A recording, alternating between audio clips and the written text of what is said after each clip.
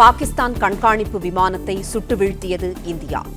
போர் நடவடிக்கைகளை கண்காணிக்கும் பாகிஸ்தானின் அவாக்ஸ் விமானத்தை இந்தியா சுட்டு வீழ்த்தியது. வானில் பறந்தபடி போர் நடவடிக்கைகளை கண்காணிக்கும் விமானம் பத்தான்கோட் வான் எல்லையில் சுட்டு வீழ்த்தப்பட்டதாக தகவல் கிடைத்துள்ளது. ராஜகுமரன், பாகிஸ்தான் கண்காணிப்பு விமானத்தை இந்தியா சுட்டு வீழ்த்தியது, இது குறித்து சொல்லுங்க. போர் நடவடிக்கைகளை கண்காணிப்பதற்காக பாகிஸ்தான் வைத்திருக்கக்கூடிய அவாக்ஸ் என்கின்ற விமானத்தையும் தற்பொழுது இந்திய போர் விமானப்படையினர் சுட்டு வீழ்த்தி இருக்கின்றார்கள். வான் பாதுகாப்பு அமைப்புகள் மூலமாக இந்த நடவடிக்கை மேற்கொள்ளப்பட்டிருக்கின்றது.